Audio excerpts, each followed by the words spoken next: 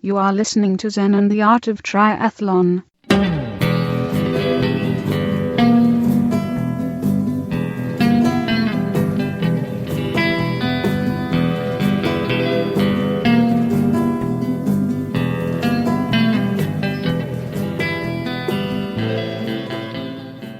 Well, hey there, all you triathlon freaks and geeks, and welcome to another great episode of Zen and the Art of Triathlon, the podcast where we go long on endurance and also learn a little bit of Zen along the way. All right, we have a very special guest on today's episode. If you looked at the title and said, no way, well, yeah way, we really do have Chris McCormack, the two-time Kona Ironman world champion, and also just one of the biggest personalities in the sport. He's always got lots to say about what's going on, and we talk about so much stuff. We talk about Super League and how that got started, the inspiration for it all, where it's going, what's been going on with some of the recent races, and also about Kona, because Kona is Saturday. And a lot of episodes I would usually add the training log and some Zen concepts and so on, but I just recorded this a couple of nights ago, and I've been working on trying to get this out as fast as I can so that you have his opinions on what's going to happen at Kona.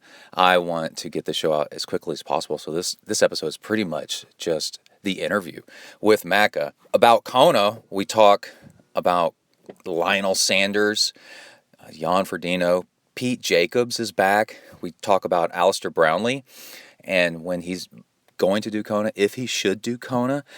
And Macca has a lot of opinions, as always, on these guys and a lot of insider information, which is really cool. And also I have some information and opinions, for example, on Lionel Sanders that you might find interesting as well. We also talk about how to use rivalries in sports to make the sport more popular and get the pros some higher pay. We talk about Alistar Brownlee being just like one of the best commentators we've ever seen, and the future of disc brakes, because those are popping up on the scene all the time now. And also, we talk a little bit about Conor McGregor, this whole rivalries thing. Conor McGregor, Nate Diaz, Floyd Mayweather, and let's see, I should go ahead and put the explicit tag on now. Macca curses a lot on a lot of his just normal everyday chatter, and so I just started cursing right from the beginning to make him feel more comfortable. And I don't know how much he actually does, if it's more me than him. But anyway, it's not terrible. It's just very rarely, but there's a bad word or two in there. And we are dealing with a very long distance phone call. It's over Skype, but he's in Thailand, Phuket, Thailand, and I'm here in Texas. So his connection sounds good enough at first, and then I don't know, 30 something minutes in, it starts getting worse. But he's saying some really important stuff, so hang tight because it does get better. Just when you think you can't take it anymore, then it gets worse. But we start over the phone call and then it clears up again. It just drops out kind of here and there. So that's a little meta for you about if the sound quality is bothering you. Believe me, it was driving me crazy too. But Macca is so important in the industry that, and we're also, this is the second attempt at a phone call because of time change. He's 12 hours ahead. So when we're scheduling things, he's literally the next day. So I'm calling him at night. I'm calling him, like Tuesday night, and it's his Wednesday morning, for example. And scheduling these things is really tough. So, we just got to go with what we got and make it work. A lot like Iron Man. You just got to make it work and do what you can because the content is so good. You just got to deal with the quality a little bit. Yeah, I think that's about it. We'll get started with the episode. I'm going to mix in Bike of the Week and some other stuff. Bike of the Week during the show, some other stuff, and then some follow-up thoughts, some analysis on what Macca said after the show. All right, let's go ahead and get started. Here is Kona Ironman World Champion 2 times, Macca Chris McCormack. Here we go. Welcome to the next level.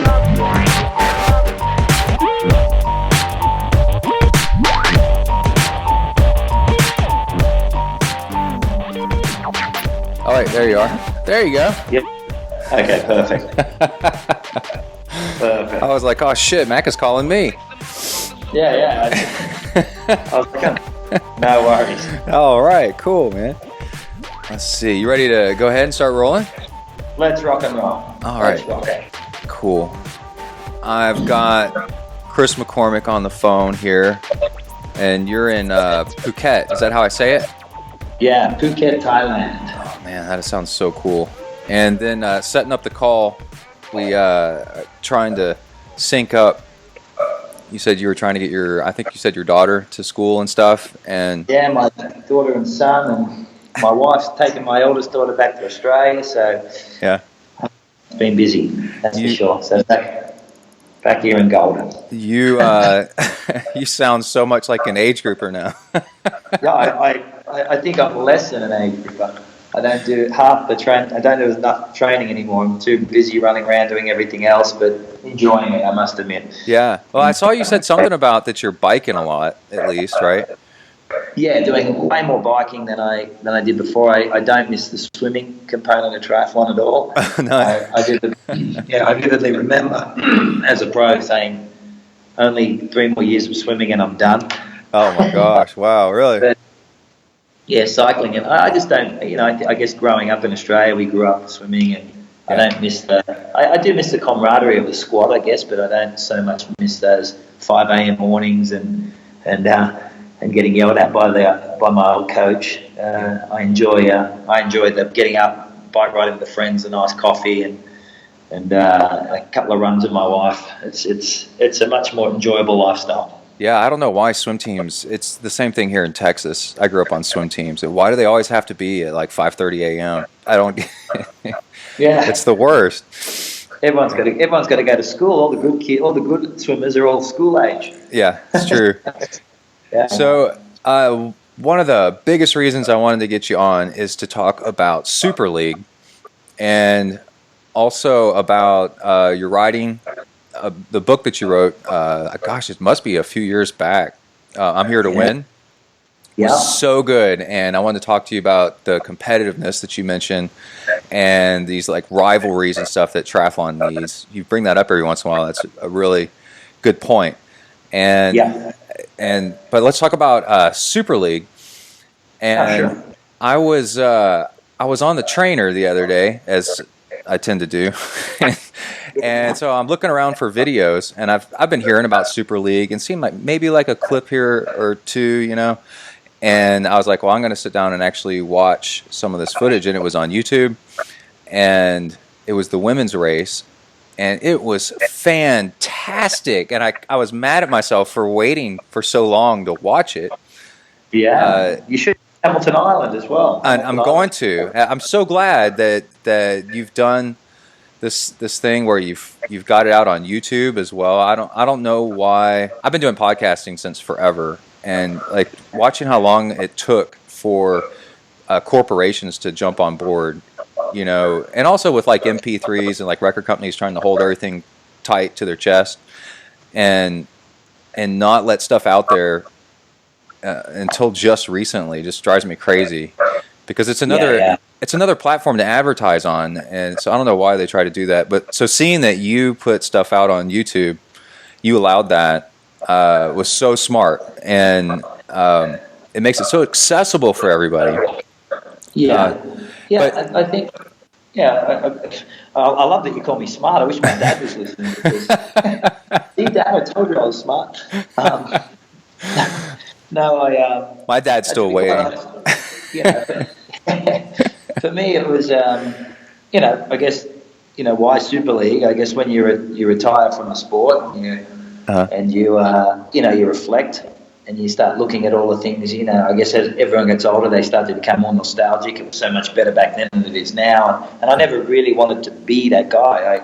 I wanted to not I guess as an athlete, you're always implementing change to be better and better and better. And then what I find that older athletes, especially in this sport, and a lot of my peers, I won't name them, but I found them frustrating because as they get older, their whole everything that made them an athlete, when they apply it to the real life, it seems to be the complete opposite. They become whingers and complainers, and I'm like, well, what are you actually going to do to bring change?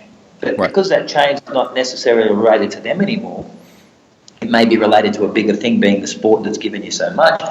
They just tend to complain. I'm so much better back then, and this guy's hopeless, and let's talk about Mark and Dave, and let's I'm like, guys. So I was never about that. So with Super League, I tended to agree with the common consensus within my sport, especially as I aged out of it, that at a professional level, it was moving in what I perceived to be a very flat plateau direction, if not falling off a cliff for many of the professionals. And no one was, despite talking and complaining about it, I used to speak to a lot of my peers, and what are we going to do about it?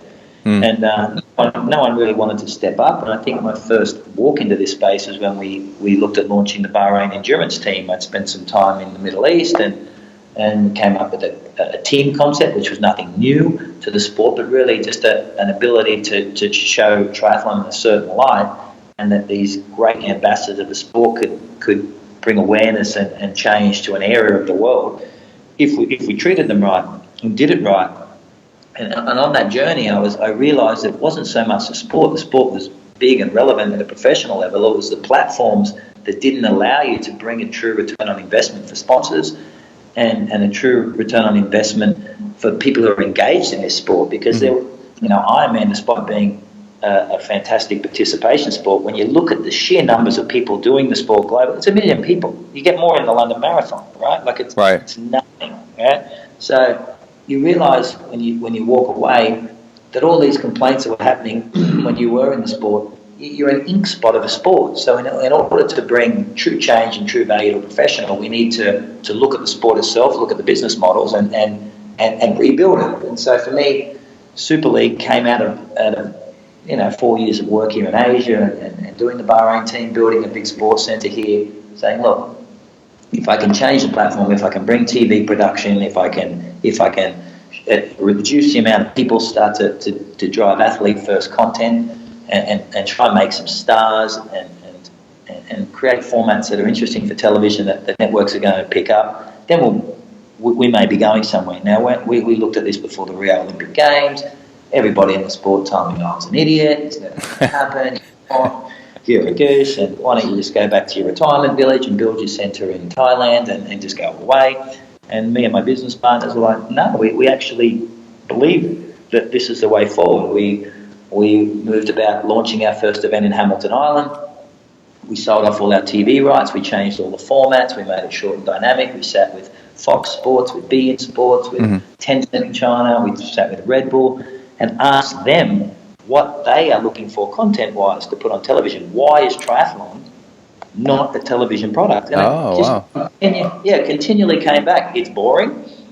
It's too long. It's very, very vanilla in the sense that it's very predictable. So these were the things when we're designing the DNA of Super League, the things we had to eliminate, because it's not up to triathletes. We're fans of the sport, but we're not the people that drive the growth. We love it. Anytime triathlon's on television, everyone goes, oh, thank God it's on, we'll watch it. So we wanted to look at expanding the audience. So we launched in Hamilton Island, which I thought was a brilliant launch. And we only launched with the men there because we wanted to showcase and show what we're doing as a brand. We ran 3 formats that we discussed heavily with certain TV partners on around that predictability and changing up who can win races. And we were learning as we went. And it was the most watched triathlon in television history. We surpassed the Olympic Games. It was marvellous. And suddenly everyone became a believer. And suddenly I was getting emails from the ITU, and I had done, and suddenly all the pros with their hand out were whinging, oh, where's the women's race? You're a sexist pig. Yeah, I remember that. I was like, far out. 2 months ago, you didn't want to know me. Yeah. Now I'm trying to implement true change, and in typical professional athlete fashion, you run out with your hands out because you think, I owe you something.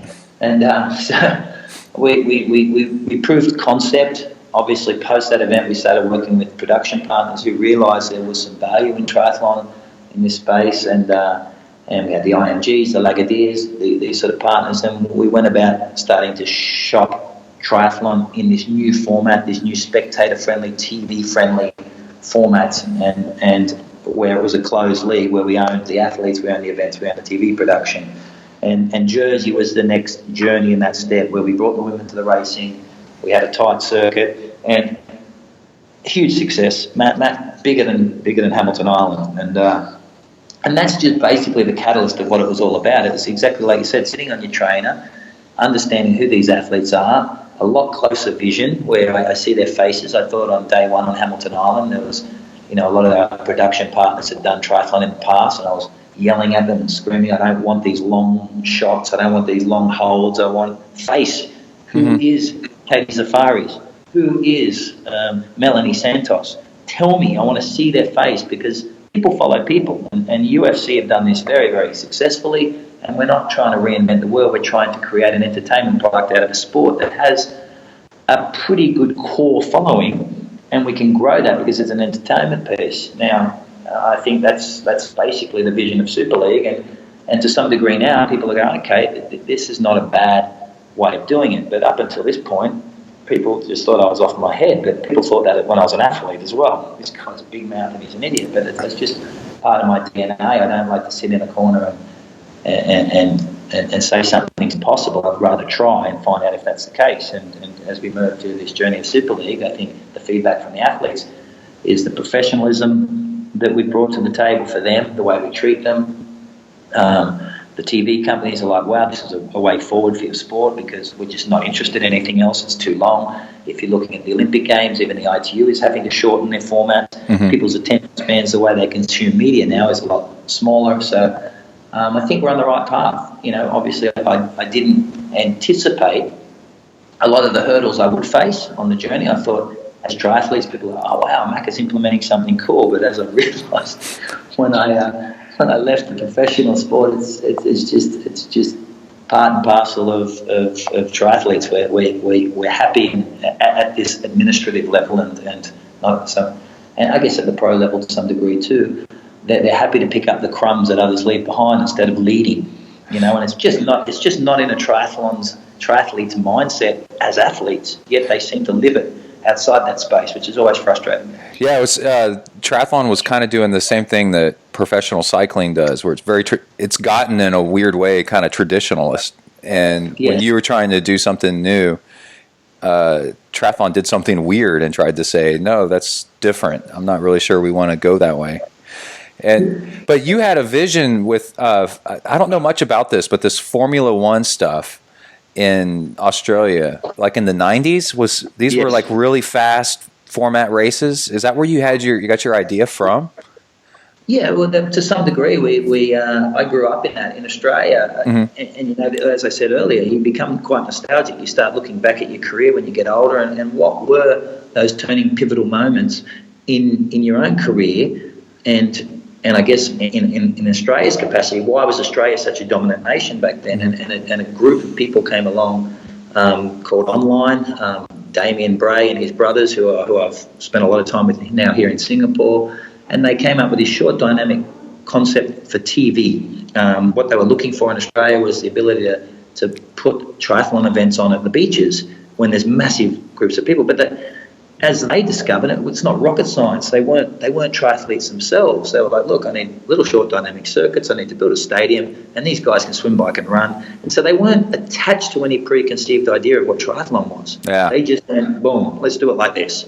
And it rated out of the park. It went off the Richter scale, and it single-handedly delivered you athletes like myself, Greg Bennett, Peter Robertson, Greg Welsh, Brad Bevan. That golden era of Australian triathlon came because of this series.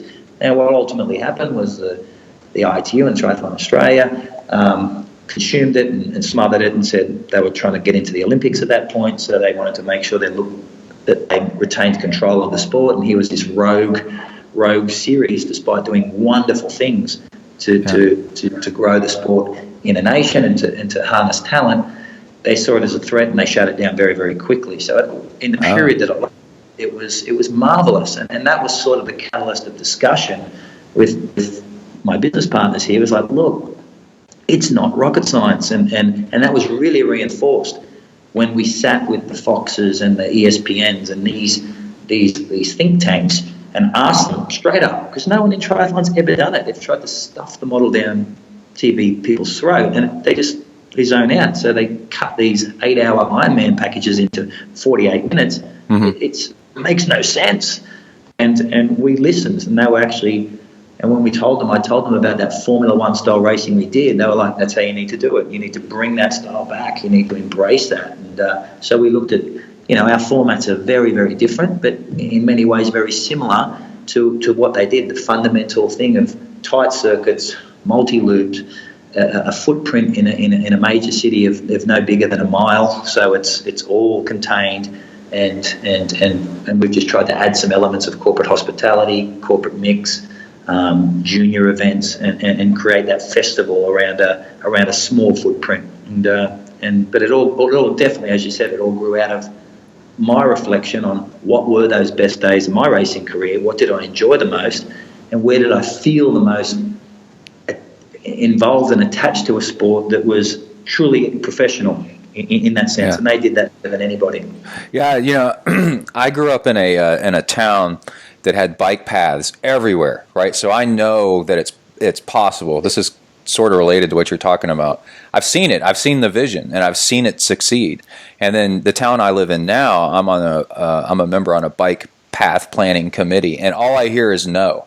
They're like, well, no, we can't do that. It's just, we just can't talk to these people. It just can't happen. We can't connect these intersections. But the fact that I've seen it, I'm like, you guys are not listening. And I'm super passionate about it. And if I had the power, like in the situation that you're in, I would make it happen, because I've seen what success actually looks like. Yeah, but, exactly. But the fact that you're on that committee and pushing, I keep talking about it, because I'm no longer a professional athlete, and sometimes it's until you step out of that professional athlete realm do you realise how self-consumed you were, and you never really took time to look around. And then the fact that you're on that committee pushing is courageous in itself, and that's what I'm realising. A lot of people are not courageous enough to push, right? Because they for whatever reason, and I guess that's what I've. It's a mindset.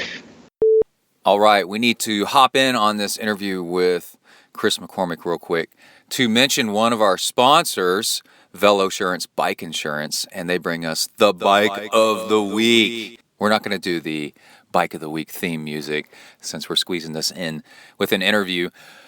But stay tuned for next episode. We can hear that music again. It's one of my favorite tracks we got on the show. But we have a new bike from Quintana Roo. And the only thing I really didn't like about the existing Quintana Roo Superbike, their TT bike, is that the front brake wasn't integrated into the front end. It wasn't like a hidden front brake. So their stock front brake had the cable thing kind of hanging off the side. So then you needed to get a different front brake for it to be truly aero. And then that would have a cable still running center line, but still, and Tri-Rig makes those brakes. Those are pretty cool. But still, it was kind of like, man, you guys could do it, man. You could make an integrated front brake. Well, at Kona, they dropped, all these bikes come out right before Kona, by the way. They dropped some news. I think they first started posting on Instagram, and then you could start seeing some pictures. They didn't just put a front brake like integrated into the front end, hidden under the carbon, by the stem and the headset and all that. No, they just bypassed that whole thing and went straight to disc brakes. So now the front end is super clean, and it's got disc brakes, and disc brakes have been proven in the wind tunnel King of the Mountain! Let's go, King of the Mountain! Come on, let's go! About the same as, he doesn't know what it is. Maybe the same as regular caliper brakes. But on top of that is they have proven over and over again that if you're riding any kind of technical terrain whatsoever, going into turns, or if it's wet, you are faster with disc brakes. And I have disc brakes on my mountain bike, and that was a game changer when they started putting those on there. All of a sudden, my hands weren't tired anymore from descending, and I could just ride and ride and ride. And the disc brakes just have awesome stopping power. So then on top of that, the PR6, if you don't know about it, the Quintana Roo PR6 is, let's see, it's got the really clean stem to bento box transition.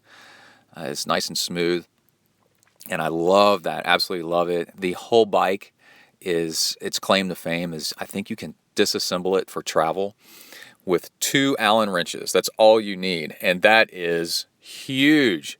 That is one thing where I'm like, man, clean up the front end of this thing so that I could get this bike, because of the fact that it's so easy to work on is really great. And it's got the storage box on the back on the seat tube where it fills the gap between the rear wheel and the frame, which is awesome. And on top of that, the storage box on the back has a red blinky light built in, so you don't have to go look for it, before every ride. You can just turn it on, push a button, and it works. And that's really cool, just to have it built in there all the time. So this is putting the PR6 into, I wonder if I should start ranking these bikes on, like, would I buy it? No, maybe, yeah, or hell yeah. I would hell yeah buy this bike. It is perfect. It's everything you need. Of course, you may like a different bike for different reasons, but as far as non-draft, long distance endurance, bike riding, triathlon, this one's got it all. It's really, really great. Okay, so let's go ahead and mention VeloSurance Bike Insurance, the company that brought us Bike of the Week. If you have an expensive bike or bikes, your homeowner's insurance may not cover it. And when you go check, if they can't really answer you, imagine what it's like after your bike's been wrecked or stolen, about trying to get to the bottom of all that. And VeloSurance specializes in bike insurance. That's all that they do, and it's run by cyclists. And in fact, you can contact Dave at velosurance.com and get him to give you a quote. I had VeloSurance when I traveled to Canada. You can get policies for all kinds of stuff. It's just, man, we sink so much money into these bikes. And what if somebody steals it off the back of your car? You're doing the back of the car bike rack thing, trying to keep your bike nice and safe so it doesn't get chips of paint and stuff like that. What happens if somebody in traffic behind you isn't paying attention? Somebody in a monster F350, like everybody wants to drive around here in Texas, with a cattle guard on the front. I'm looking at one right now. There's one in front of me. 4-wheel drive F350 with a cattle guard on the front of it, right? And what if it bumps into the back of your vehicle? It's going to smash your bike. So you definitely want to invest in a little bit of bike insurance on your bike. Imagine if you had to replace it all at once, right? And that's what insurance does, is it protects you from having to pay out of pocket everything all at once to get back to biking. That would just be devastating. So, all right, contact them, VeloSurance Bike Insurance, Dave at velosurance.com. Tell them Brett at ZenTri sent you. They send me emails whenever somebody goes and says that they came from here, and they like it, and it lets them know where you're coming from, and to help keep sponsoring the show. Okay, let's get back to Chris McCormack and our chat about everything triathlon. Here we go. So some feedback I've heard from the and I've seen myself from Formula or Super League is somebody said you can actually hear the hands slapping the water while people are swimming. And yeah, you've got a microphone and a camera, but some people would just stop at the camera. But no, there's a microphone like almost in the water with them while they're swimming, and it just brings it alive. And there's actually water droplets like hitting the camera lens while these people are swimming. And then I was watching, and I wasn't too familiar with the actual layout And I was like, okay, the first part of the race is over. They did a swim, bike, run. But there's still more time in the video. What is happening? What are they doing? And they were lining up. And then they started off with doing in reverse. Yes. And I was just like, holy shit, they're really going to do that? And it's like, why not, right? You can do whatever you want when you set up the rules. And then I'm watching another video, and I'm like, is that Alistar Brownlee commentating on this? And not only that, he was amazing. He is fantastic. And what he was doing, I think I heard you talk about this on another interview, is you were giving direction after during day one. No, guys, you got to do it like this to make it more entertaining. You were saying like having the commentators like narrate a little bit more about what's actually happening, like piece by piece. Can you explain that a little bit? Yeah, well, basically it's interesting you said that format you're talking about is called the triple mix. So under Super League, what we first did was created 5 different formats. One being the triple mix. There's an equalizer format. If you go and watch Hamilton Island race, we showcase 3 formats. There's triple mix, equalizer, enduro, eliminator, and sprint pursuit. All different styles and formats to suit different strengths of athletes. And over time, we'll educate people. Triathletes we're hoping will be first adopters because they know the sport, but people will start to understand it. And we really copied that off winter biathlon. So for people in Europe that may know winter biathlon, 10 years ago, this sport was dead in the water. No one did it. And this was basically one of the key reasons why we wanted to bring change, because an investor came into that sport many years ago. It is now, behind football in winter, the most watched television product in Europe. Right? Behind football. I didn't know that. And they changed the formats. They brought them on the circuits, they had pursuits, and they were athlete-driven. So we're not trying to do anything that hasn't not only been done in other sports, but been done successfully and brought monumental change at a professional level. Sponsorship dollars in that sport are up 4,000%. 4,000% in 10 years, right? But it took courage for this guy to come into this sport, and he actually was the same. He was a former athlete who was very successful in business and came back to the sport. And so when I watched the winter biathlons, and what I wanted to show in triathlon was 2 things. These athletes are remarkable. They are remarkable athletes. Number 2, that the sport can be exciting, and yet still stay true to the core key elements of swimming, biking, and running, but testing an athlete's ability in those and making sure there's unpredictability. Now, if anyone who goes back and watches the Hamilton Island event, and you mentioned Alistar Brownlee, we paid a huge prize money, $100,000 for the winner back then, and so we brought all the athletes down. Alistar, and he'll be the first one to say it, when he came down, like he would when he was building in any season, he was probably 80% fit. But what he quickly discovered in Super League was you get exposed very, very quickly. It's not like an ITU event where you can build through the swim and just sort of sit above your aerobic capacity and sort of hide on the bike a little bit and swap a couple of turns and then run a solid 10K and finish second or third in Alistar's case.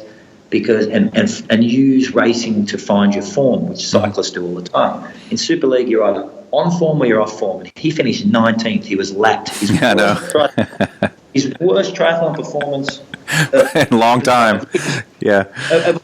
He sat with us after the race. He's like, "Shit, man! Like, mate, I just could not hide. I could. It was just so aggressive, so fast." Because it was mistake-free racing, and he loved it. He's like, sign me up for the next event. Now, unfortunately for him, he had his hamstring operated on, but he came down and said, look, I'll be part of the commentary team at Super League, and he's been a huge value add to what we're doing, and a huge believer in this as a concept. He's like, finally, this is racing. This is what triathlon, the evolution triathlon needs to take, without disrespecting Ironman or ITU in any way, shape, or form. Just a professional league that still supports that Olympic movement and the Ironman racing in the future, but a style and format that people can relate to, that's consumable to the non-triathlete, making athletes famous, giving them some value, and reducing that predictability where it is never over till it's over. And I think the ITU has lost that. I came through that ITU era where the world champion was crowned on a day. you had to be successful and win a world title on a day, and you won the World Cup Series, which was also very, very important. Now the world champions won over the series, which is, it's arguable. But, you're getting guys finishing fourth on the last day and they're being crowned world champion. And the world title is basically decided three races before the end of the season. So it becomes mundane. And so with our point systems and the way we're doing it and communicating with the athletes, this is never over till it's over. And you can go from the pink jersey, which is the leader's jersey, to fifth in the series in a click of the fingers. So what's the tagline for Super League? Because it's not over till it's over would be a good one. we haven't really got that far. Like I said, we're a small team. We're a very driven team, and we're just in Malta for a potential event. We just came back from Bali. Mm-hmm. We would love to deliver an event in Sydney. We've launched a qualifier race in Penticton. Right. So what? But was there something in Antigua as well? Did I hear that? Antigua, we were supposed to, have an event on December 4, but Antigua just got hit by Hurricane Irma. Oh, yeah. So they cancelled our December 4 next round, which freed up the athletes' time. And we're looking at rescheduling a date in Antigua, but that's undecided on when. But all contracts and everything have been signed, and it's just a matter of them rebuilding where they're at. And that was a real tragedy because that would have been a beautiful course down in English Harbour, right? And a beautiful venue. Yeah. So what's your stance? The women's race had some crashes, which actually makes for great viewing. It's unfortunate for them, but the disc brake situation. I just wanted to ask you that real quick. Disc brakes have come along in this kind of right after you got out of being a pro. What's your feeling on disc brakes and should they be in racing? I watched some of the video closely to see if I could see any bikes with discs on them, and I didn't. And I actually ride a disc brake Specialized at the moment, and I actually like it. Right, I never thought I would. I was a bit of a purist in that sense, going, no, never again. But I actually don't mind it. I think in triathlon we've always pushed the elements, right? We've always been first adopters, and we've as a sport, unbeknownst to a lot of people, implemented a lot of the changes that are now commonplace in side. We brought the aero bars out. We brought, we were doing aero helmets a lot before a lot of other people. We've always been pushing the envelope, and I haven't raced on them. I find them fantastic in training, but I've never raced on them. I'm all for whatever. I've always said throw it to the pro panel. Like, the pros are racing on them, have them decide. Like, why should an administrator decide what is best and worst for professionals, right? Yeah. And that's always been my headspace within working with Olympic organisations and that decisions are dependent upon administrators who a lot of the time have never sweated or bled in a race in their life, right. And they're making these mega calls. So put it out to the pro panel and have them decide, and implement whatever they decide. I'm the same way too, and we have issues at work. I'm always like, why don't we ask the people that it affects? Yeah, it's pretty simple. And then you can't get any blowback from them. You just ask them how they want to do it, and then it's great. I think if you empower people in that way, you get a lot more. I think you get a lot more support. They believe they're part of the decision-making process, and they're part of the future of the future direction of the sport they partake in. So, I'm a big believer in that myself. So let's talk a little bit about this. I like to call it the magic of rivalries. And, yes. I grew up, I went to a military school, and we did boxing and a little bit of martial arts stuff. And then when UFC came along, and I noticed it in the 90s, I was like, this is amazing, because it was like, back then they would do like a boxer versus a sumo wrestler. It was just like this insane, this insane kind of stuff. And then now it's kind of turned into a very professional, its own sport in its own right, which I called triathlon the mixed martial arts of endurance sports, because you got to be good at everything. And the interesting thing though is UFC, MMA. For people that don't know, UFC is a brand of MMA, just like Ironman is a brand of triathlon. It seems to be, until very recently, it's still kind of, suffering like this identity crisis where you've got these top athletes that aren't getting paid anything like what boxing's getting paid. And just like triathlon, these guys, boxing's fantastic, but boxers know one sport. These guys know jiu-jitsu and boxing and kickboxing and like all this mixed together, and wrestling. It's unbelievable what they know and how much they train. Yet their payouts are minuscule. I'm trying to say it correctly. Anyway, compared to what boxing pays out, it's a tragedy. It's just like professional triathlon. But then you see the weigh-ins, and a lot of times, up until McGregor came along, people are so nice to each other. They just want to get along and buddy. And then McGregor comes along and just starts talking shit like you would not believe. And people just loved it, and they ate it up. And the paydays, I guess it's from what is that, pay-per-view viewings just started going up and up and up, and it's kind of like Trump, right? It's just like people just want to tune in to see what he's going to say next. Exactly. it's the thing, and it's been my frustration. It was my frustration when I was a professional, and to some degree, it's my frustration now with sport. And it was this drive. Promotion is basic, right? You need to pick two sides, a villain and a hero, and it depends what side you sit on. It depends on how you view the individual choose.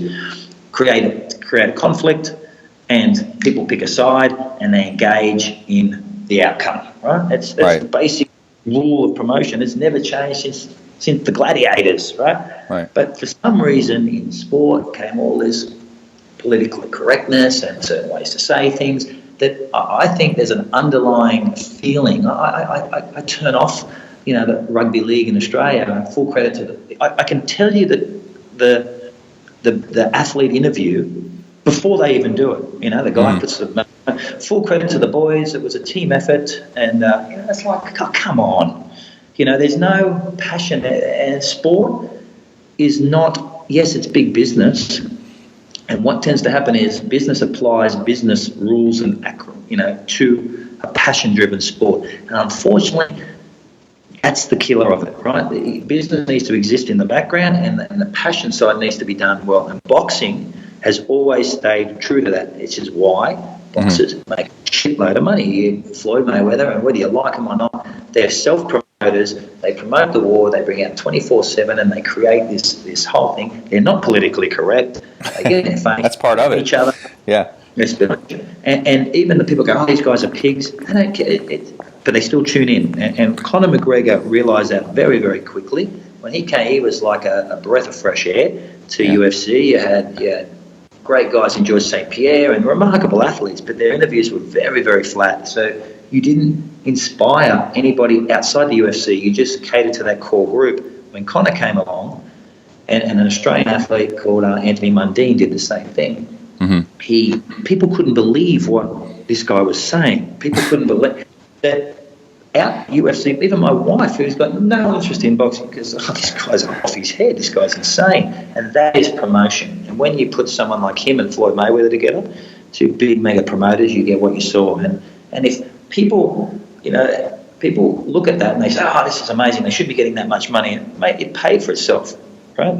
They're only getting that much money because they're selling that much. They don't just get it and someone left in a hole. So it works. Yet when we view it from the outside, we now look at that event and we revert back to what's normal. What's the Kona coverage right now? It's a love fest.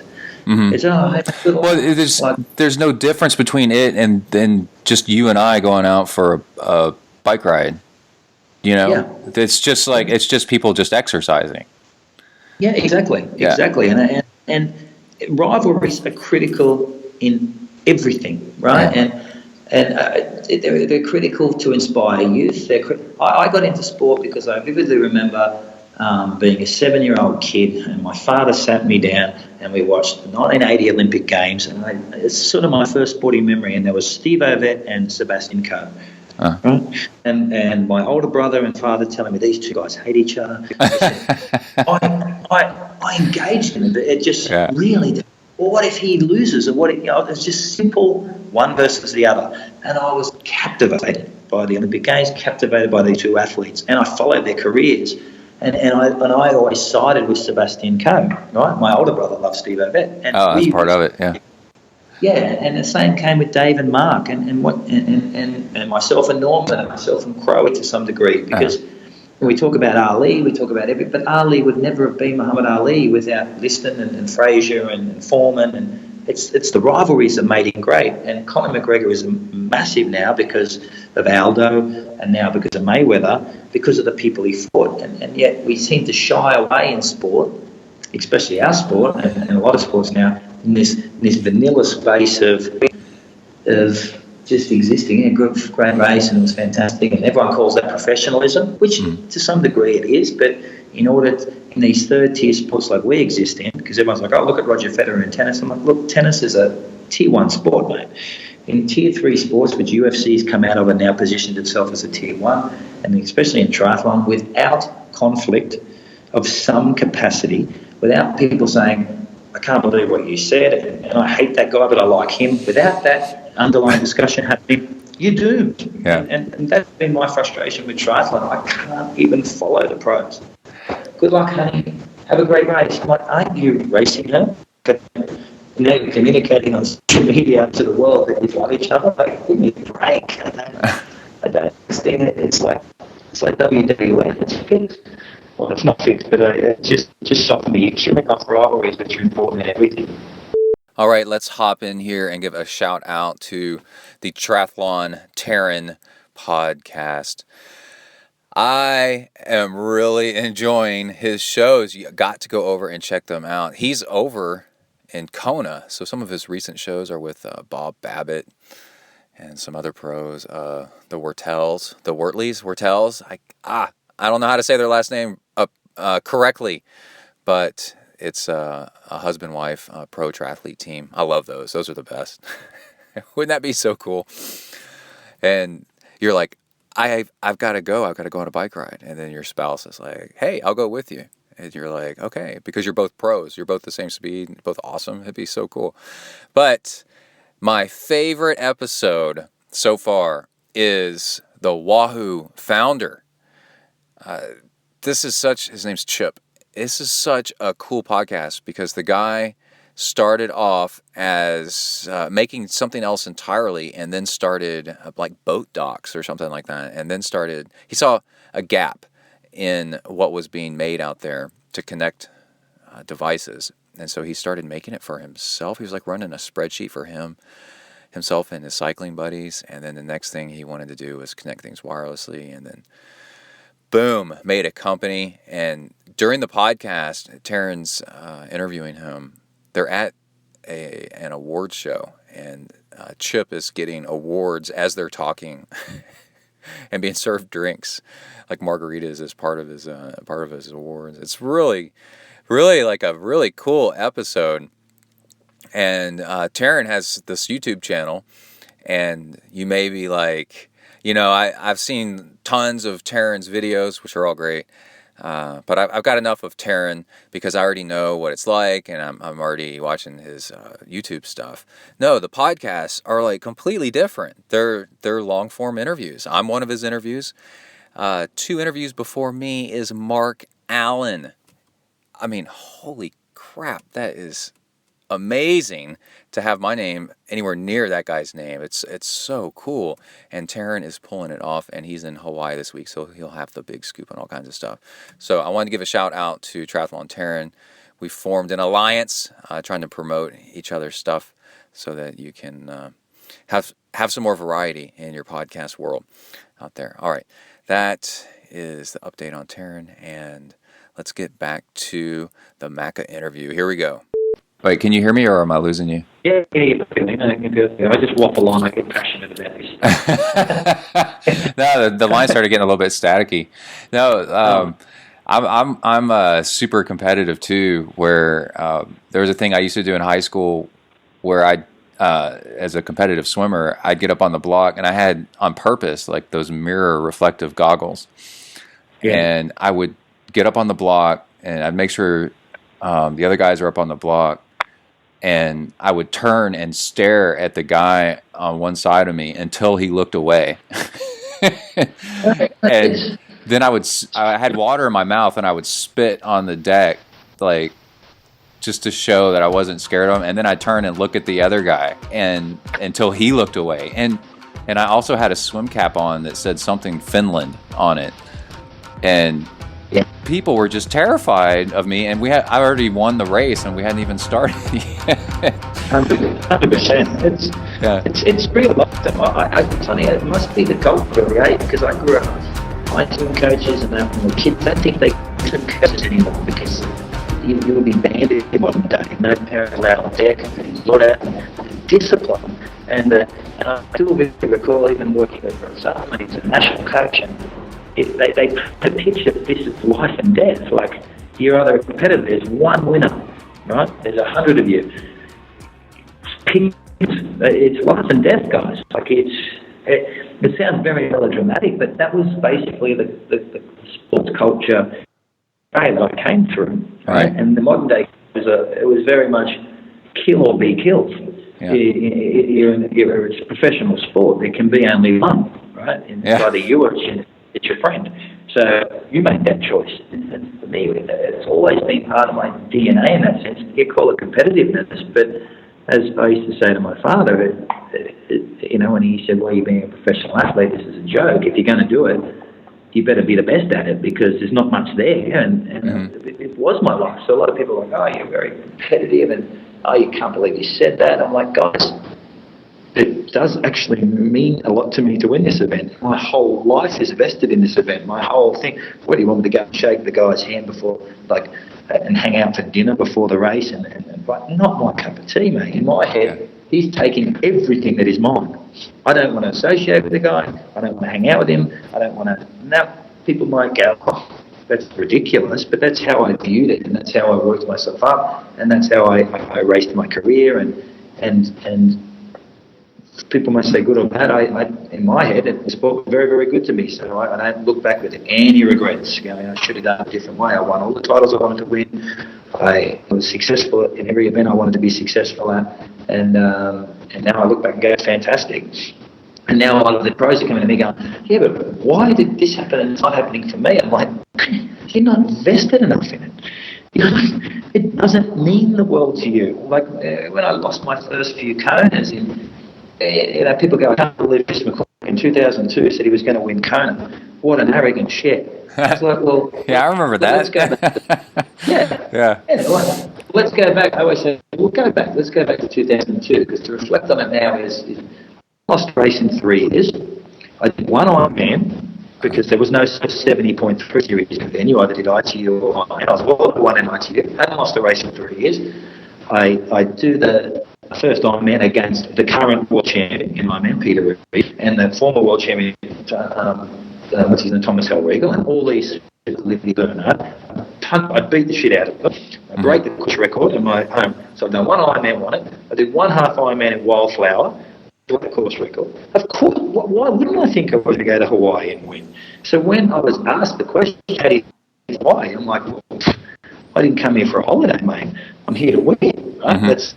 That's what. And people were mortified that I said that. Now, in hindsight, I lost, but at no point did I ever not think I was going to win the race. I got shit scared. But my whole life, my wife talks about I failed the October blues. I wouldn't speak for a month. I'd be so disappointed. How did I lose? Right? And I look back now, I think I cannot believe how consumed I was in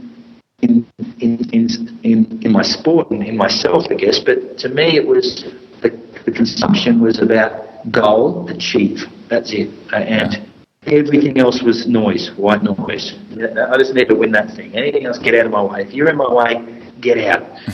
And I guess that's why I ultimately won these events. Because I don't think I was the most gifted athlete. I don't think I was highly talented. I think I was obsessive, compulsive at achieving what I wanted to achieve, and anyone who got in my way, I squashed them. It sounds like target fixation, right? You know that you should be able to win, and Ironman is like this puzzle. I'm the same way. Just as an age grouper, I'm always trying to figure out on paper I should be able to qualify for Kona, and trying to figure out the puzzle is just so all-consuming.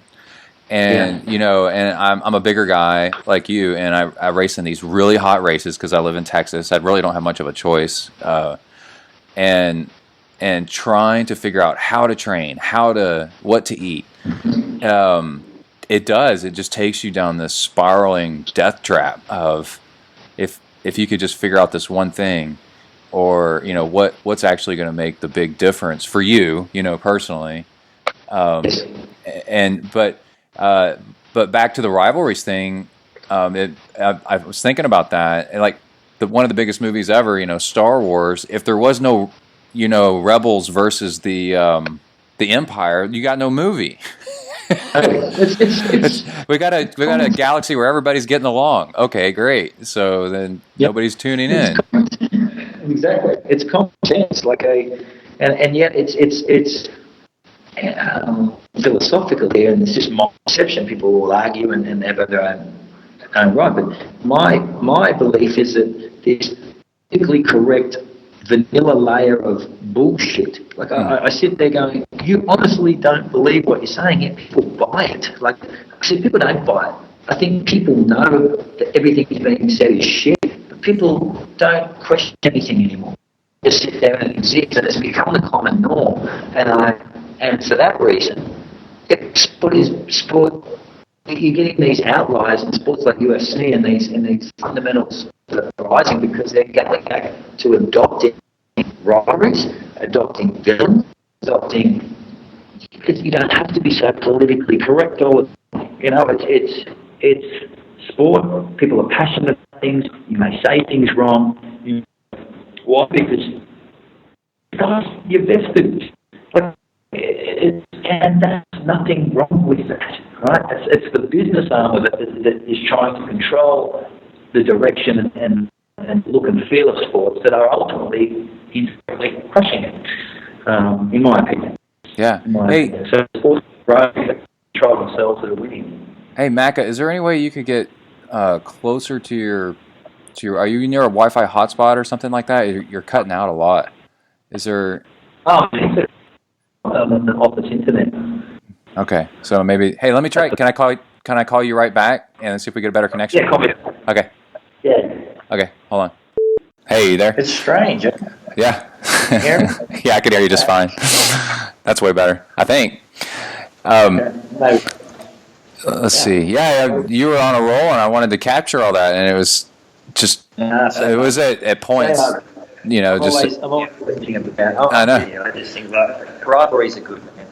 They need to be embraced. And then it's ironic because I've become really good friends with Norman Sadler, who in my career was probably my biggest rival. We raced each other since juniors, and I'm glad we survived it. But he was such an intense individual as well that now I have a bigger respect for him as a man and an athlete because I knew how vested he was and how vested I was, and we only clashed because we both wanted the same thing. And now as parents, and hey buddy, how you going? We speak on the phone, and I think you're stepping away from the hostility is the wrong word, but you're stepping away from what it meant to you, and you can look back and appreciate how vested they were in it, and you actually bond on that simple fact that you're the same creature.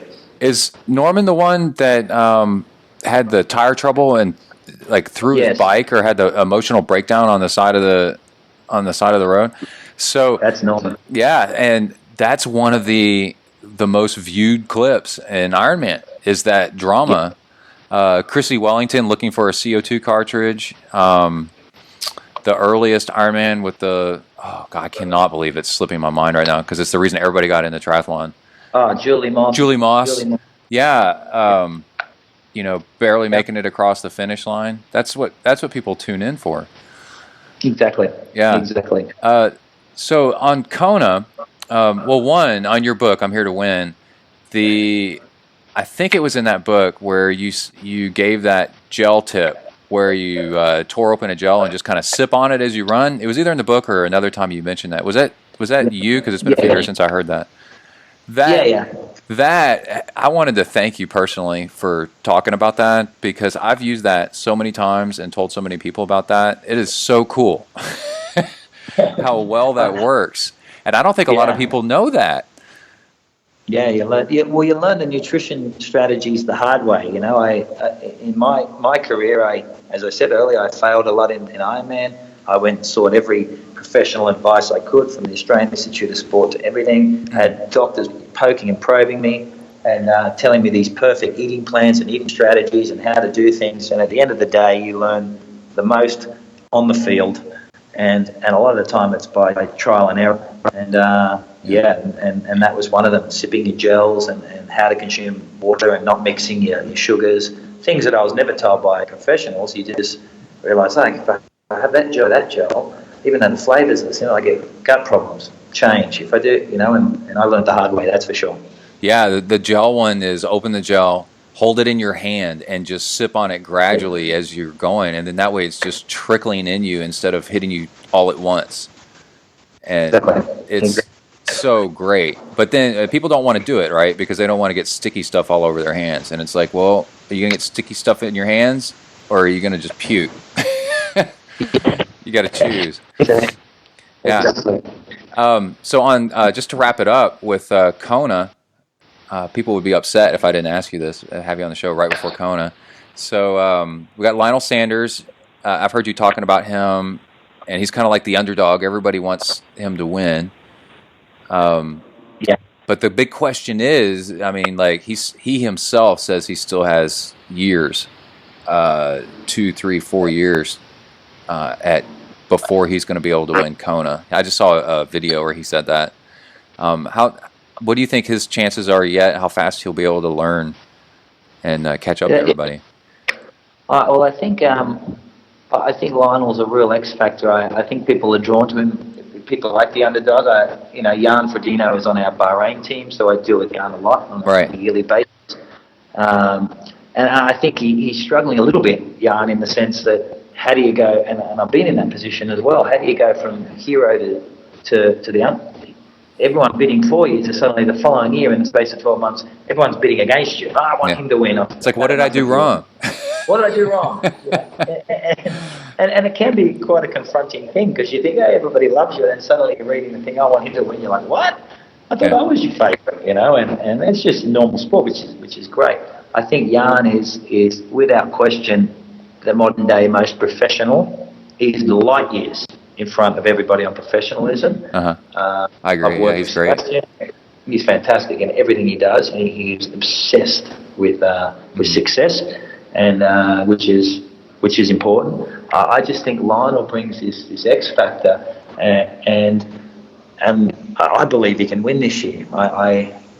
But if he's not believing it, then it ain't going to happen. Now I've got 4 years left, and every athlete says I've got 4 years left, and suddenly 4 years is gone, and you think, shit, I'm no longer the underdog. I'm no longer a rookie. I'm a veteran, and that happens in the flick of a finger. It goes quick. When you're looking forward, it seems a long way away. When you're looking back, you're like, shit, that was yesterday. So you don't have 4 years, Lionel. You don't. You do it now, right? Yeah, he's saying to get as fast as the fast swimmers and get out of the water with those guys. He doesn't have to, really. I know he doesn't have to. And the thing I think I'd like to see. I think Kienle is going to be strong. I think Ben Hoffman is going to be very strong. I think Lionel's going to be strong. I think Jan's going to be strong. I think the depth in the last few years, with the utmost respect, outside of Kienle and Frodo, it's been a two-horse show, and then there's been other people playing. It doesn't have that 6 or 7 guys that can win. Lionel Sanders is this enigma that's come along that is such an X factor, which is exciting. You're seeing people engage in this conversation. He's broken the world record. He's got an incredible story. He's a monster on the bike. He's sort of awkward and different in the sense. I love the guy, mate. He is my favourite athlete in triathlon right now, because he doesn't cut from the common mould. and I think people are attached to that. In my headspace, it's last year Jan Frodeno was pushed very, very hard by Sebastian Kienle. His first win was a breeze. He didn't get out of second gear, and you have these days. And last year he was definitely hurt. You remember that? You really remember that. You come in a year after one of those years where things are uncomfortable and it's quite nerve-wracking. Yeah, you hold back a little bit. Yeah, you hold back a little bit, and you think, shit. You remember, because it's like a tattoo. Your body quickly reminds you, and visually you're seeing the same shit that you've had in your nightmares for a year. So it's you're a little bit tentative. I still think Jan's the man to beat, but I would look at those four as doing as being right up near the front and doing something marvelous. When I watch Lionel Sanders on the bike, I see something interesting. I mean, the horsepower that he puts out is insane, right? The watts that this guy records, but then there's something, you see it on the run, but also on the bike, he seems like he's still pedaling a little bit of squares. Like his knees are out a little bit, and when they should be in more in line, or at least more towards the frame, and so he just doesn't look like an elegant, sophisticated cyclist yet. And I think you lose some efficiency there, and that's where he's losing time on the bike compared to everybody else. Which is why you like him, right? He's the ugliest athlete I've ever seen, which is why I'm barracking for him. In boxing, he reminds me of a puncher. He's not the Floyd Mayweather, or like a Jan Frodeno, who's just class, polish, talent, everything wrapped into one. Mm-hmm. He's the Manny Pacquiao, a little uglier, but mate, got a knockout punch that if he tags you with it, you're gone. Yeah, you're out. And that's what I love about him. Everything about him, there is so much more improvement to come, yet he's so bloody good right now, and that's what everybody's scared of. Yeah. And in Kona, more than any other race, all the other Ironmans mean shit. They're easy, right? And Kona, what's going against Lionel is his size. He's very muscular, especially in his back, which becomes a heat element. I've always said Kona. He is, he's big in his back. You're right. Yeah, and that's, Kona's relatively unfair in that sense. World Championships are decided in such extreme conditions, but it's what makes the event cool. But his sheer determination and I will never stop, and what he's been through and how he prepares, it's scary, right? It must be. It's sort of like if for the boxing fans, if you go back and you watch the Hands of Stone and what's his name, Roberto Duran fight Sugar Ray Leonard in the 80s. Yeah. Roberto Duran is a killer, a fighter, a boxer, never quit, never stopped. He did do no muss in the future, but at that point in his career was the man fighting the most talented, polished, beautiful, in my opinion, probably the greatest boxer of all time, and he beat him. He beat him on sheer, I will die before I let you beat me. Lionel Sanders has that, right? Yeah, he does. And we all know that, and that's why everyone's scared that if he's in a position to win, you ain't going to crack him. He will run over the top of you to win, and that's what's scary, is that the storms that come with an Ironman race, he's had worse in his life. So and that unpredictability is what's exciting. Whether he'll beat that polish, maybe he's right. It's too early, but I'm interested to see it. He's come a long way. He wasn't going to race this year, so the fact that he's raced is interesting. Means he's feeling something that he might have a chance. Yeah. And Josh Amberger, in my opinion, is the best swim biker at the moment. In the top 5 guys on the planet in this sort of racing. And Ticton at the long course worlds, Lionel consumed him very quickly on the bike after a 5 or 6 minute got a flat tyre, fixed his flat tyre awkwardly, caught him up again on the run and won the race. Right, so it was, this guy's amazing, but he's yet to do anything of substance in Kona. And if you're a statistician, which I am, you tend to look at stats. Unless you finish in the top 4 in Kona, 21 out of the last 22 years, the winner has finished in the top 4 the year before. Yeah. So without very rare, very. So but look at those guys in particular. I don't think they're the guys I'd be studying, and fortunately for me, 2 of them on the Bahrain team. So yeah, it's good. So Pete Jacobs, are you excited to see him back as well and racing? Yeah, I love Pete. He's a good friend. I think he's not the athlete he once was. I think Pete was such a dynamic talent. He had these 2 glorious years of racing. He was just on fire. He was, yeah, and he secured the big. He won Kona, but I don't think Pete ever understood why he was good. He never really kept diaries. He never kept that kind of information. He never really captured why he was racing so well. And he's found a lot of time since then trying to find what worked. And but I think Pete's awkwardness has been his biggest talent. So it's good to see him back racing. I'd love to see him up near the pointy end. I just don't think he has the base, the horsepower, or anything to do much. But I'd love him to show me that's not the case, because I've got a lot of time for it. Yeah, I love that story you had about sitting at a cafe with him, and somebody came up and started talking to you about you winning Kona, and Pete Jacobs was right there, and he just won.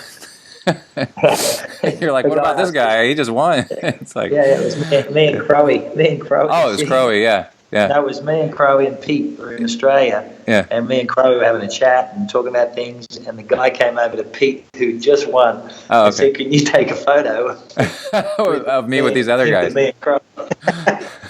Yeah, it was like, this guy just won, man. Like, you should get him in the photo. But that's pretty cool, Pete. What about Alistar Brownlee? He did St. George and just wrecked that place. And I think it was St. George, right? The 70.3? Yes. But I was unaware he had a hamstring surgery, so I guess that'll set him back a little bit. But everybody was like, well, he can't be that great, because the transition from ITU to half Ironman, it's not that much different, but it is different. But he just went out there and just destroyed it. What people don't understand about Alistar Brownlee and Javier Gomez, and you're now seeing it with Jan Frodeno and in different areas, or with myself and ITU athletes coming across. Don't believe the hype on Ironman. The best athletes on the planet, without question. No, I'll argue it till the day I die, in the multi-sport space, are currently doing ITU racing. Right? And they, when they decide to come across, like Alistar and Javier have done. Javier just won his second 70.3 world title, doing a month's training for it. They will kick the shit out of everybody. Yeah. Right? It's not even comparable. And Jan Frodeno is people forget, Olympic champion. An Olympic friggin' champion, man. He's the dual Ironman world champion, and we're talking, he's a world record holder. He's out of this world. That transition up, is tough, because they're flawless athletes, and Alistar Brownlee is, without question, in my lifetime, the greatest competitor in the multi-sport space that has ever existed. He's been fortunate to have Javier Gomez, who is probably the most rounded triathlete that has ever existed. And right now, Jan Frodeno has many world titles than possibly we've been friends for years. He knows when these two guys come across, it's good night, right? And I take that. It's not good night, but he's up for a lot more of a war. Right now, Jan would agree, he's racing guys that he's got mentally and physically covered on his best day. And what's very, very difficult to do as an athlete, and I was first confronted with it by a guy called Simon Whitfield, who won the Olympics, is to realise that your best and their best, they're better than you. Physically, right, in that style of racing. And you know it. You get that feeling when you're racing. You're like, shit, I can't go any quicker than this, and this guy's got another gear. I know, yeah. I see it when my son plays soccer, and he's just a regular, he's fast, right? But there's kids on the soccer field that accelerate towards the ball like I've never seen in my entire life. And those guys are fast. They're genetic freaks, the way that they can cover the entire field, and they're not even trying. They're different. But as an athlete, that only becomes a problem when you realise that. Yeah. Right? When you're the athlete, it's one thing to be seen, but a lot of the time you're convincing yourself of all the reasons why you're the greatest. And I might kick your ass. Well, when you have your day and you look and you've been in fights and wars with these guys, and you feel. The one thing about racing someone is you feel what they. I said to Norman the other day, and I've said it to Crowe. You have a respect for an individual when you go to war with them in an endurance race, because you actually are talking to each other without talking. You're talking through action, and you think, God, you're a tough guy. You get to feel what they're made of. Like the public persona is horse shit. You can't hide on the race field, whether you're winning or losing, and you're having these fights and you're in agony and you're stripped to your core. You get a real appreciation of the underlying competitiveness and the underlying drive of an individual. Yeah. Also outside. Yeah, I saw that. The way that Conor McGregor, when he got beat by Nate Diaz, the way he professionally said, "You beat me," was totally changed my opinion about Conor. Yeah, agreed. I never expected that professionalism, because it was such trash talking up until then, and then he got beat, and he said, "You know what? I got beat, and this is Nate he was a better athlete tonight. He really got me, and I accept this." Yeah, it was silly to fight at 170 pounds, right? Yeah, it was arrogance got him in trouble. He fought 165 the next fight, and it was a better fight. That's why they have. I said, "Hey, Conor, that's why they have weight divisions in boxing." That's right. It's a huge difference. But that's where I think with Alistar Brownlee and these guys, in a perfect world, I hope Alistar never goes to Ironman. I think he should go to Tokyo. He should capture 2 more Olympic gold medals. He should be knighted. He's bigger than Ironman in my head. Suddenly you got 4 Olympic gold medals if he wins the mixed relay. You're in the Redgrave class within sport. Winning Ironman, who cares? Win some 70.3 world titles. We talked about this in Jersey. I said, guys like Alistar's engine is huge. He has massive aerobic capacity, but his body is quite fragile. I don't think it would survive a lot of the Ironman work. Oh yeah, he does get injured some, doesn't he? When you put a hotted up engine in a body like that, it goes so quick it blows valves, right? It blows hamstrings and stuff. But when that thing is tuned and everything's right, it's unbeatable. Right. And Ironman to some degree is a little bit like a car that's been beaten up. It's not too polished. It's got a nice engine that can perform, but has to survive the workload and the racing, which sometimes I question whether his body can do that. It will do that multiple times in Ironmans, but in order to have a career that's valuable, he needs to win 3, 4, 5 Konas, right? Yeah, that's true. I don't think he needs that. Winning 1 is like, McKeely Jones did that. You need that legacy for him. His legacy should be multiple Olympic gold medals, of which I think he can win 4, potentially 5, and you are a sports icon, not a triathlon icon. Right. And Javier Gomez can go along and he'll win as many Konas as he puts his mind to. He's marvelous. Wow. Well, Macca, thank you so much. It's been awesome talking shop with you on this. No worries. Yeah. It's taking time running around the world, but well, I could totally understand when you were telling me about your schedule. I was like, wow. And that was one question I forgot to ask you. Like the whole thing of it seems like the key to a smooth pro retirement is, like you said earlier, to have a life outside of being a pro, right? And things to transition to, and then you're busy when you switch over.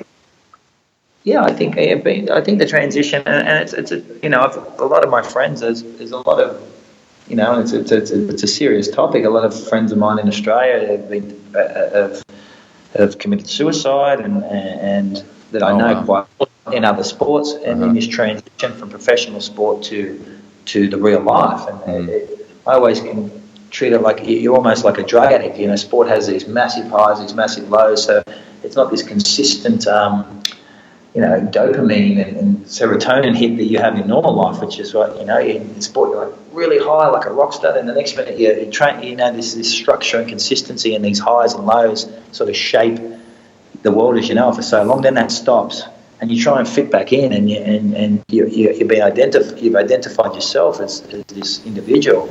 And I think that transition across is not just being busy, it's keeping the passion for what it is you've done and do, and finding that in another area and applying the same principles that made you a great athlete in that area. I always found the transition really, really easy.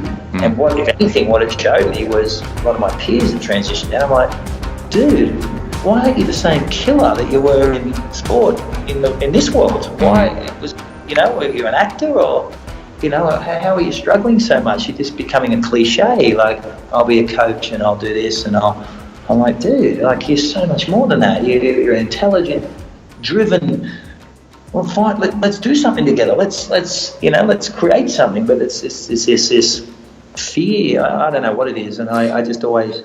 Well, didn't you started off with in college, right? With working on a business degree or economics or something like that. Yeah, I did. I was a banker and I finished college. And so you're kind of familiar with that somewhat already, some business. Yeah. My father was disappointed that I became a triathlete, but I think there's a lot of educated guys. What happens when you get out? You have no work experience. You get out despite your college degree. No one's going to employ a 40-year-old. Like, what was your last job? I worked at Sizzler when I was at college. Sizzler. That's right. Yeah, it doesn't really resonate when you're trying to get a job. So no, it doesn't. You have to be relatively entrepreneurial, or become. What they tend to do is become coaches and stay involved in what they feel comfortable and know. But I always say, I think being a great athlete is about being courageous and doing things. And I'm a big believer that a lot of athletes are amazing employees and amazing guys, but they don't believe it themselves. When they get out of that familiar environment, they struggle, and it's a shame. It's because they are amazing, and I've always found it very easy. I came to Thailand. I moved to Asia when I went back to Australia. We moved to Asia. We built a $250 million training center. I remember all my friends are like, "What do you know about it? You can't even hang up a painting on the wall." I'm like, I don't, mate, you're 100% right. I don't know much, but it's not rocket science. Basically, coordinate people. I'll get the go.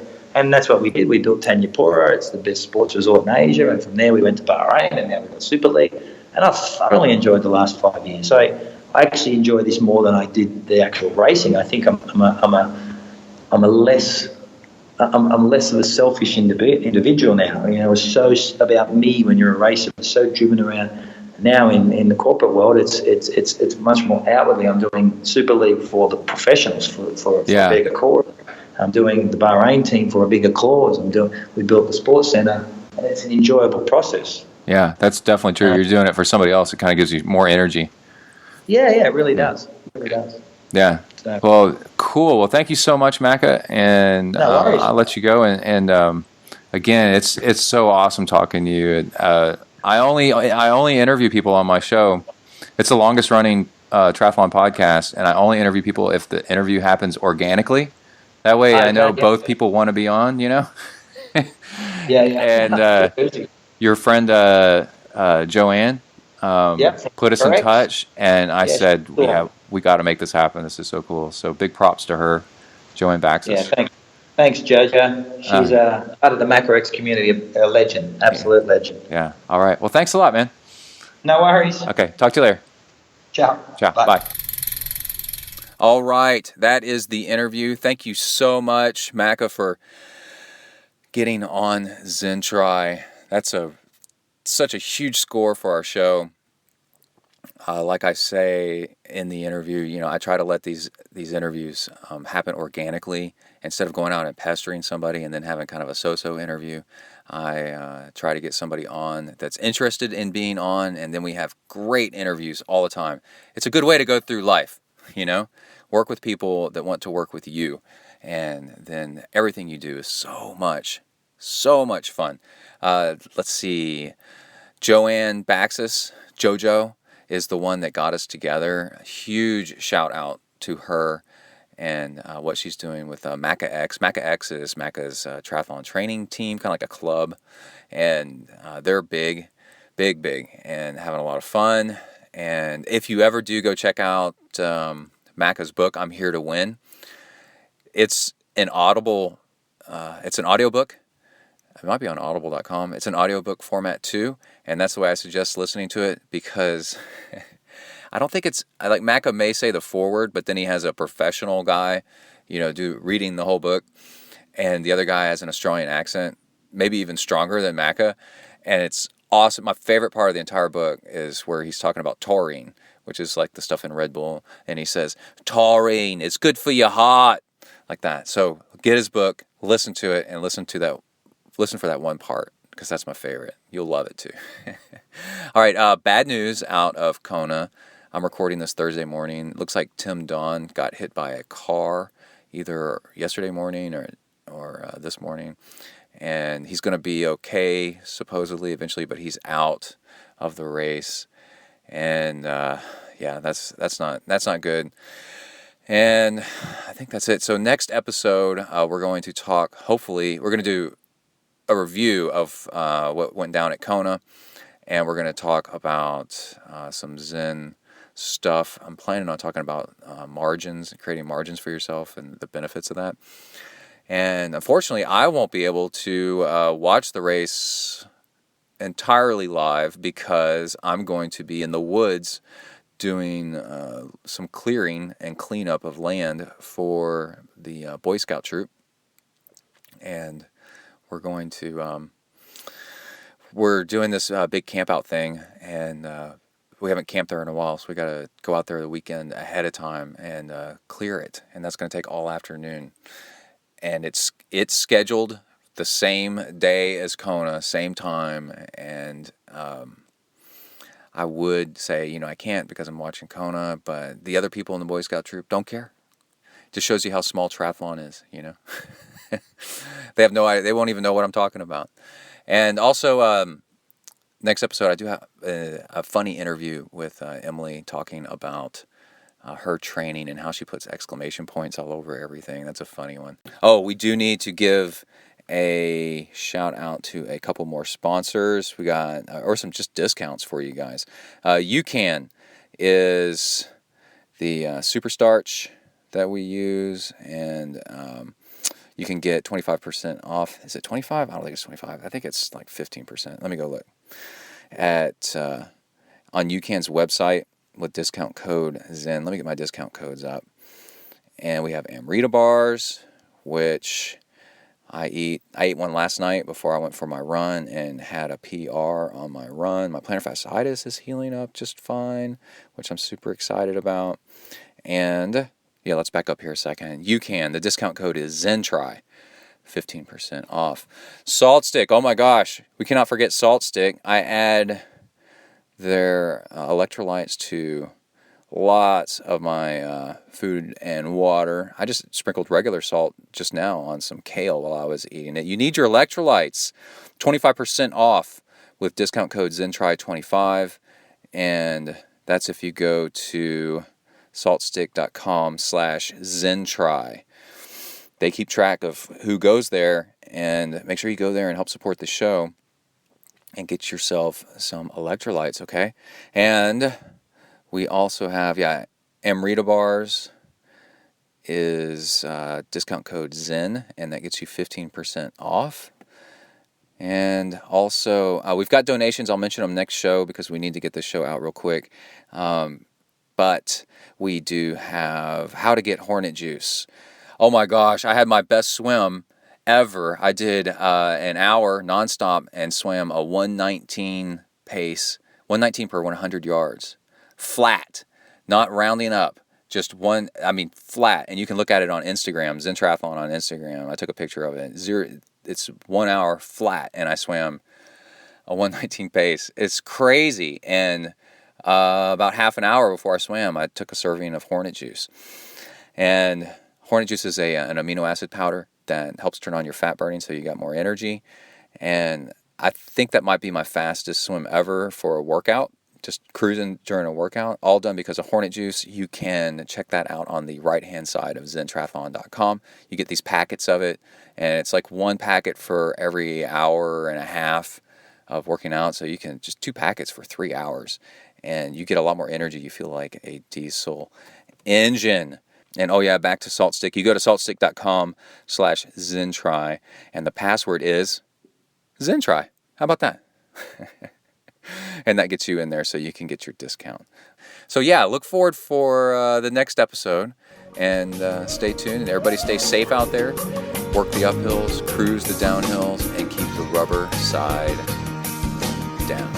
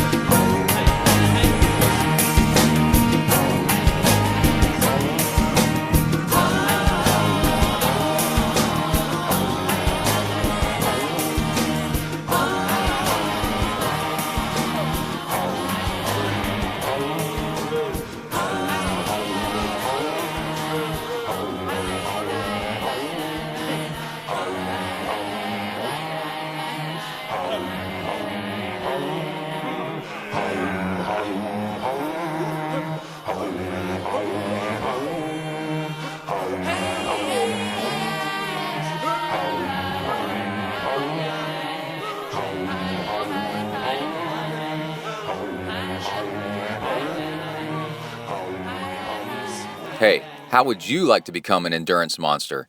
Get coached for your next big endurance event by yours truly, Coach Brett from ZenTri. For only $199 a month, I build you a completely custom triathlon training plan using the industry's gold standard training platform. With Training Peaks, you can easily go online, see what your workouts are, then upload your results seamlessly that very same day. Then I build your next training block based on how you've been doing. I review every single workout and provide comments on what I'm seeing that you've done great and where we need to improve. If you want to get faster, better, stronger, and be able to go longer, don't do it alone. Reach out to me and we can work together with my depth of experience and get you to the finish line as fast as possible. Send me an email, texafornia@gmail.com. That's TEXAFORNIA, texafornia@gmail.com, and put coaching in the subject line. See you at the start line.